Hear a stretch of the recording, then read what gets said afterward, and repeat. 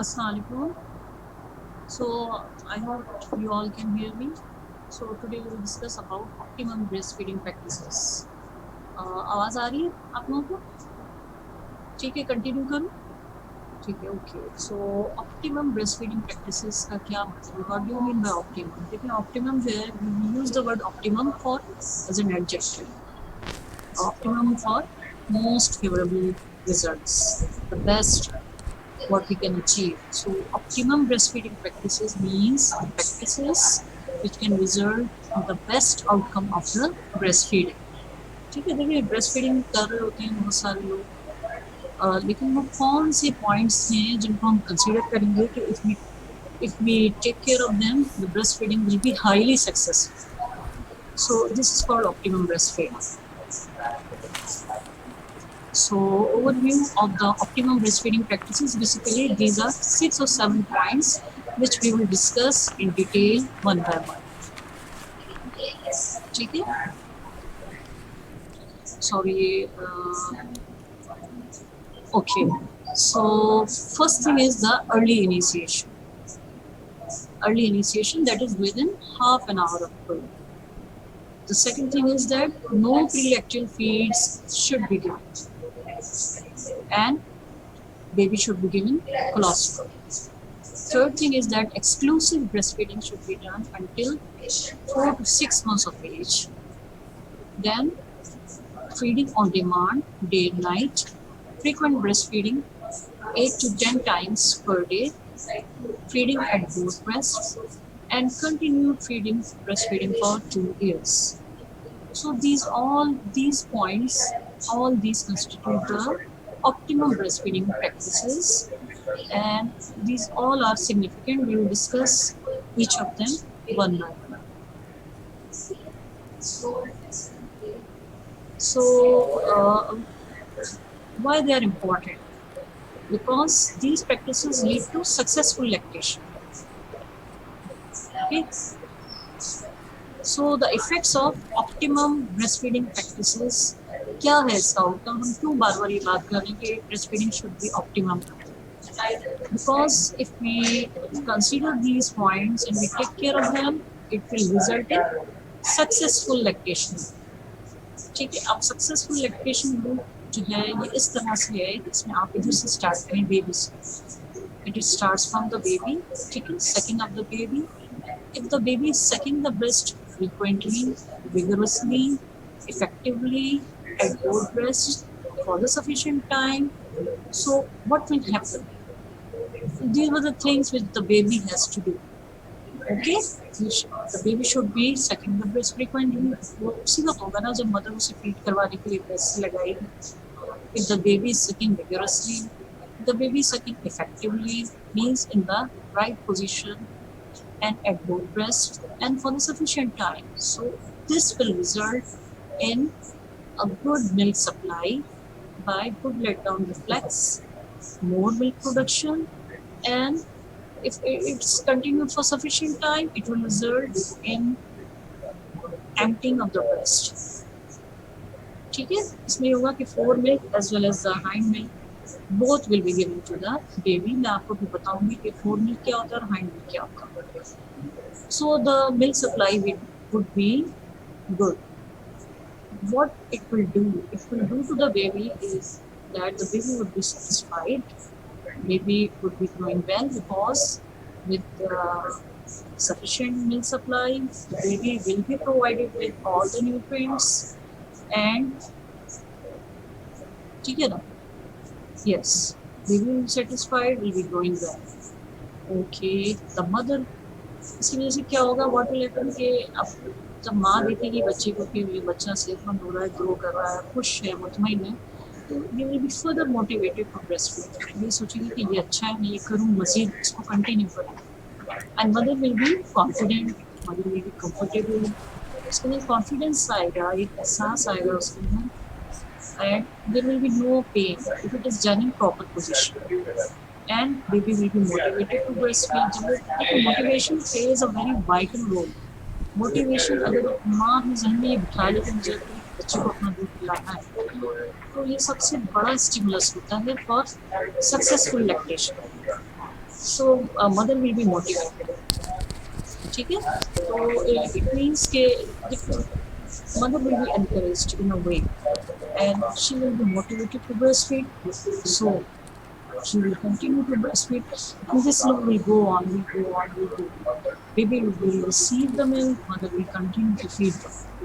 Okay, so this is the successful lactation. अच्छा, now we'll discuss each and everything detail. सबसे पहले तो हमने ये कहा था कि we should start the breastfeeding as soon as possible. As soon as possible means कि ideally it should be started within half an hour. ठीक है, अगर half an hour में नहीं हो सके तो as soon as possible. ठीक है, and इसके बाद क्या होता है कि there are important advantages of starting the breastfeeding early. Advantages are for the baby as well as for the mother. ठीक है, for the baby ये कि the baby, when a baby is born, the baby is alert and there is sucking reflex present. ठीक है, and this is a good time for the baby to suck at the breast. And early initiation. Early initiation ensures that the baby receives colostrum, and early initiation will result in close contact of the baby with the mother, which keeps the baby warm and prevents hypothermia. And it is an important time to promote bonding, to promote bonding, the relationship between mother and the baby. ठीक है, the bonding is very important. ठीक है, माँ को एक उसके दिल में बच्चे के लिए मोहब्बत जागेगी, बच्चे के दिल में एक तहफ़्फ़ुज़ का एहसास जागेगा. ठीक है, और bonding will become stronger. And early initiation has been associated with longer duration of breastfeeding. It has been observed by many studies, retrospective as well as prospective studies, that early initiation has been associated with longer duration of breastfeeding, and that's what we want. The breastfeeding should be continued for 2 years. And early initiation has a very important benefit that it has been shown to decrease the neonatal mortality rate by 22%. This is a big figure. It decreases the neonatal mortality by 22% by reducing infections. Okay. So these were the benefits for the baby. Now, what are the effects of starting lactation early for the mother?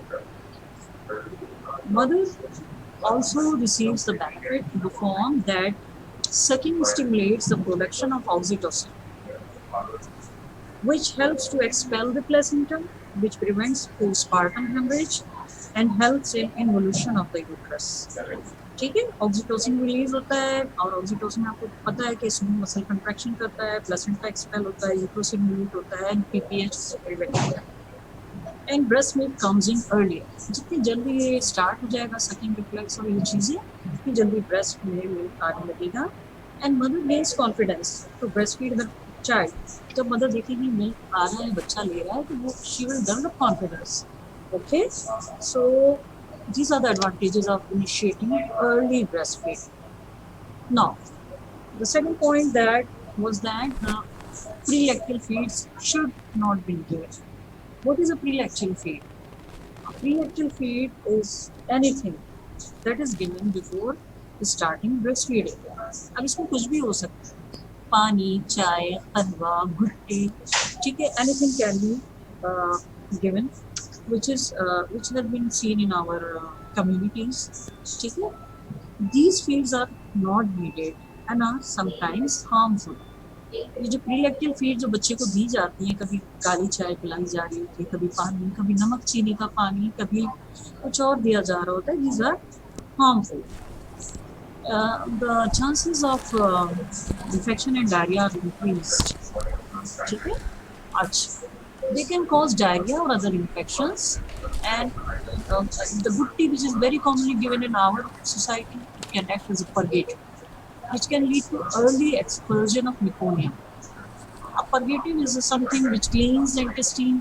ठीक है ना, जो कुछ है intestine में उसको निकाल बाहर करना. तो early expulsion of meconium is harmful. Why? Because Meconium has a protective role in the first few days of life and should not be expelled prematurely. Sorry. Hello? Hello? Sorry, मैं इस पर busy हूँ, class में भी. Sorry. Um, so we're discussing that the meconium should not be removed so early, which is done by purgation. So it should be avoided because meconium has a protective effect. And it's better if meconium is cleared in 3 to 4 days. Okay? Another disadvantage is that by giving anything will result in the baby to be less hungry and suck less. So breast milk takes longer to come in. अब जब suck नहीं होगा तो वो सारे जो sucking reflex, let down reflex, ये सब चीज़ें हैं वो देर में सब start होंगी. तो breast milk जो है it will take longer to come in. ठीक है ना? And if some other milk is given, for example, cow milk is given, then it can cause allergies. ठीक है ना? Cow's milk protein allergy is common. और आपने बहुत early दे दिया तो it can result in development of allergies. Then pre-lacteal feeds can cause nipple confusion if given in a bottle. ठीक है? खास तौर पर मैं आपको बताना चाहती हूँ कि बहुत से जगहों पर जो है ग्लूकोज का पानी दिया जाता है. It will result in less effective sucking at the breast because babies feel less hungry.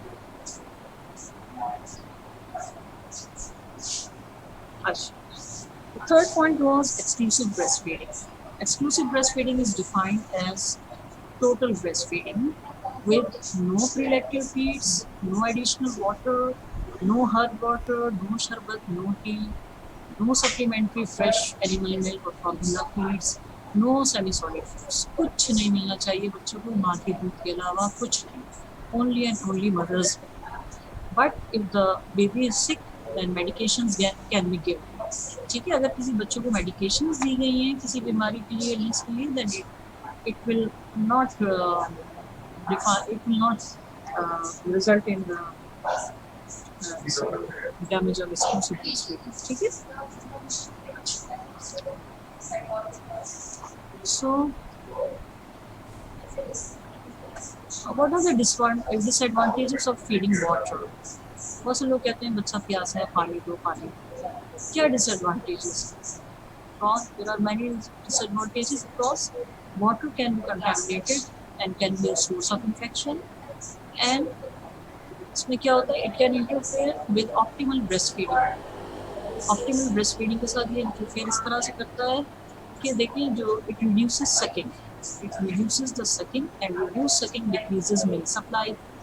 And it will also result in nipple confusion if it is given by the bottle. क्योंकि बच्चे का जो stomach होता है उसकी capacity बहुत कम होती है. अब आप उसको या तो पानी से भर दें, उसमें कोई कैलोरीज नहीं हो, या आप उसे ब्रेस्ट मिल्क से भर दें. तो अगर आपने बच्चे के स्टमक को पानी से भर दिया तो फिर उसके लिए मिल्क की गुंजाइश नहीं रहेगी, यानी वो डिप्राइव हो जाएगा कैलोरीज और न्यूट्रिएंट्स. ठीक है? और दूसरी बात है कि जो ब्रेस्ट मिल्क होता है it already contains a lot of water, around 87% water, so the baby doesn't need extra water. Okay. The fourth point was demand feeding. कोई फिक्स रूल नहीं है कि 2 घंटे के बाद देना है बच्चे को माँ का दूध या 3 घंटे के बाद देना है, ऐसा कुछ भी नहीं है. ठीक है? यहाँ पे कौन सा रूल चलता है? यहाँ पे रूल चलता है demand feeding. What is demand feeding? जब बच्चे को तलब हो या जब माँ महसूस करे कि उसको दूध पिलाना चाहिए. ठीक है? So the baby is fed whenever he cries or mother feels a need to feed. ठीक है? जब बच्चे को आपको लगे बच्चा रो रहा है और दूध पीना चाहता है, चाहे 1 घंटा हुआ हो दूध पिए हुए उसे, आप उसको फीड करवाएंगे. ठीक है? और जब मदर को लगता है कि जैसे उसको ज़रूरत है फीड करने की, मदर को कैसे पता चलेगा फीड करने?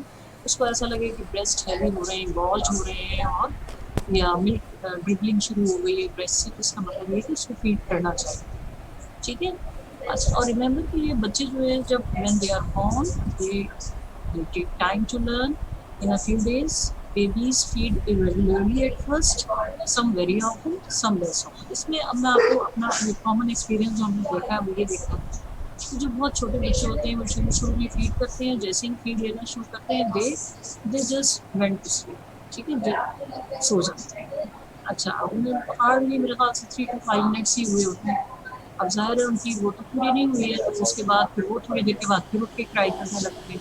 तो ये शुरू में होता है, it takes few weeks to settle down, ठीक है। तो कुछ बच्चे बार-बार बहुत पिएँगे लेकिन बहुत कम पी रहे होंगे और कुछ जो है कम पी रहे होंगे। तो इट विल डिफर, लेकिन it will take time to adjust, ठीक है। So within 2 weeks they settle into a routine, ठीक है। Frequently sucking at least 8 to 10 times day and night ensures increased production. Frequently sucking, ठीक है ना, कम से कम minimum में ये, this is 8 to 10 time minimum है, मैक्सिमम की कोई लिमिट नहीं है। और दिन में भी होना चाहिए, रात में भी होना चाहिए। और रात में नाइट टाइम सकिंग क्यों इम्पॉर्टेंट है, क्योंकि प्रोलैक्टिन रिलीज जो है वो बेसिकली होती है मैक्सिमम रात में हो रही होती है, ठीक है। तो it ensures increase milk production. Scheduled feeding में इंटरफेयर विद सक्सेसफुल लैक्टेशन। बच्चे के साथ कोई हार्ड फिक्स रूल नहीं चलेंगे कि 3 घंटे से पहले नहीं देना, कि 4 घंटे के बाद देना है, कि ये करना है, ऐसा नहीं होता है, ठीक है। फीडिंग ऑन डिमांड, जब जरूरत है, माँ को जरूरत है या बच्चे को जरूरत है। अच्छा, I hope this points are clear. Okay, so we move on. So what are the advantages of demand feeding?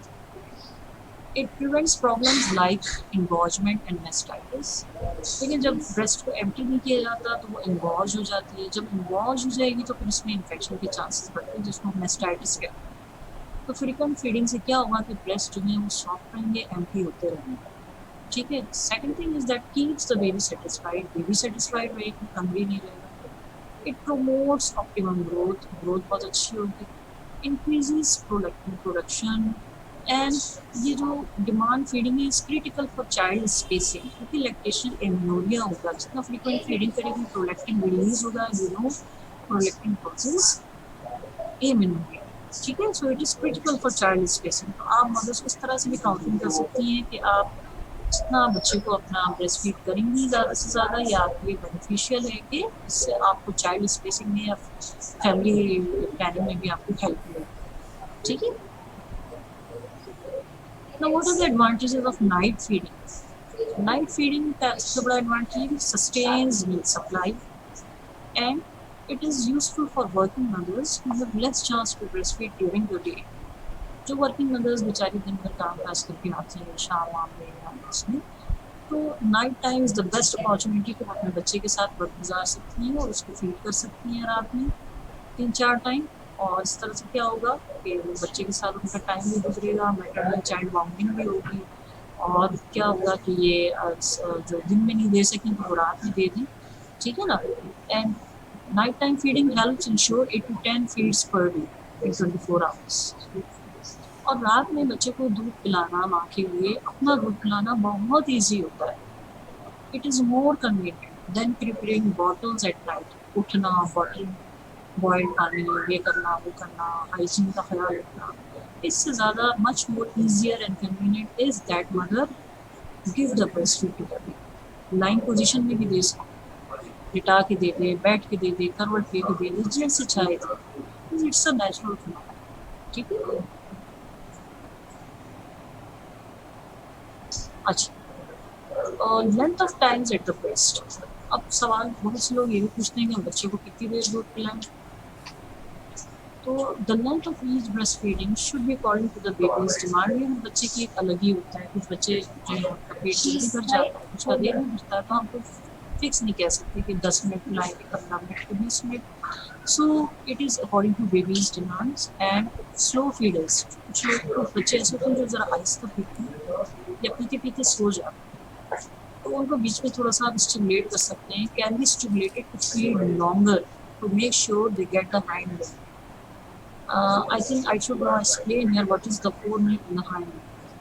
देखिए, जब बेबी मिल्क पीना स्टार्ट करता है तो शुरू में जो मिल्क आता है पतला होता है, थिन होता है, ठीक है, और उसके अंदर बेसिकली लैक्टोज ज़्यादा होती है, और फ्रूट मिल्क जो पतला होता है और ज़्यादा होता है, उससे क्या होता है बच्चे की प्यास, उसकी थर्स्ट, उसका जो है वो उससे सेटिस्फाई होती है और उसको ज़्यादा लैक्टोज वगैरह मिलता है।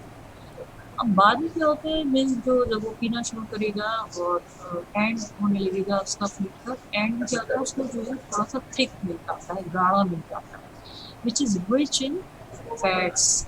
तो उससे क्या होता है उसको कैलोरीज मिल रही है, और हार्ड मिल्क मिलना बहुत ज़रूरी है। ठीक है, और इसीलिए हम कहते हैं कि फीड करें, कम्प्लीटली एम्प्टी करें ब्रेस्ट को तो बहुत अच्छा है, ताकि they should get the high milk, सही है, जिससे उनकी ग्रोथ बहुत अच्छी होगी।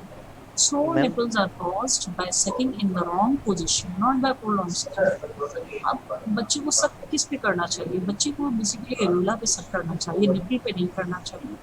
निप्पल पे सक करेगा तो ये रॉन्ग पोजीशन है और उसकी वजह से सोर निपल्स हो जाती है।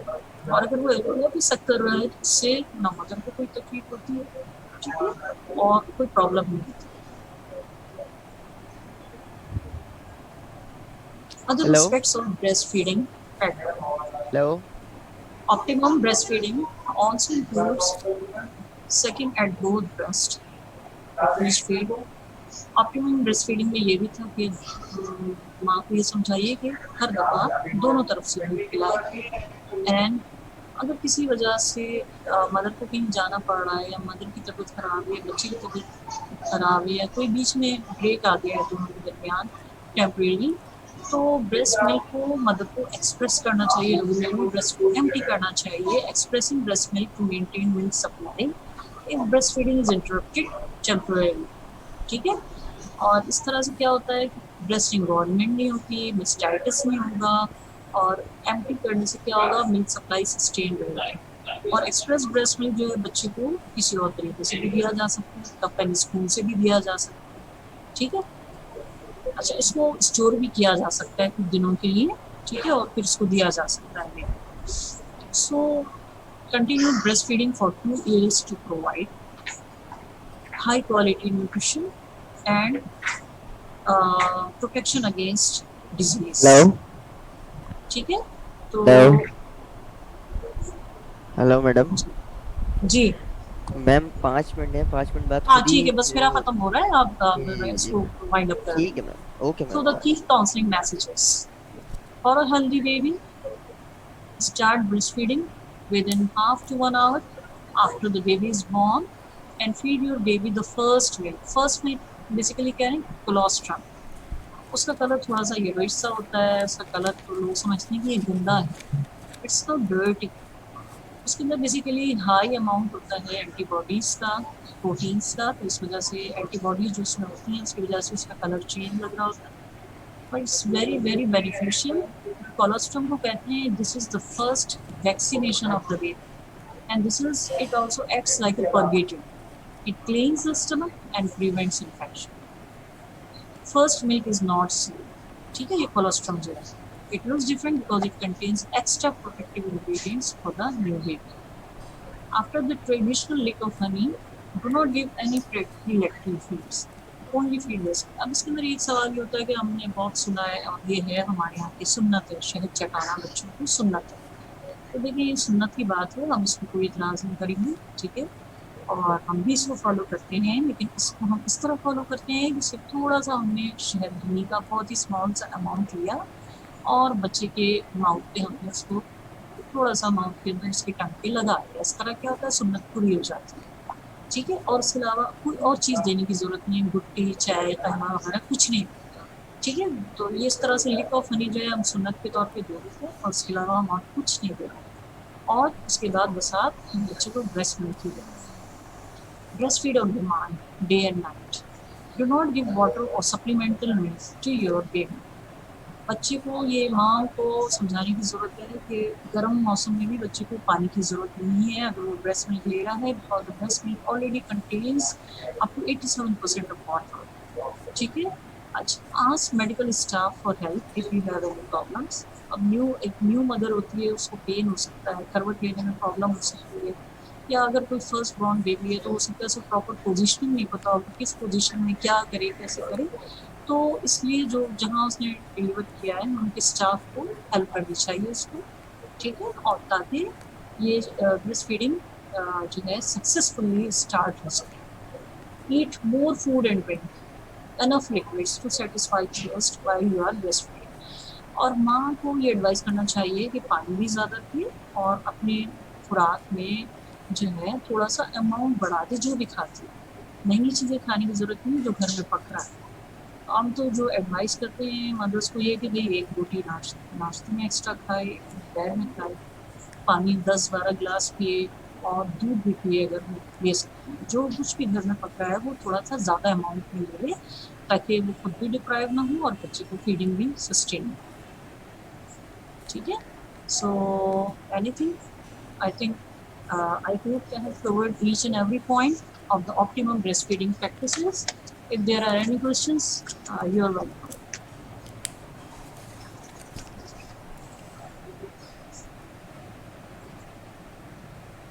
ठीक है, so no questions. Okay, then thank you so much.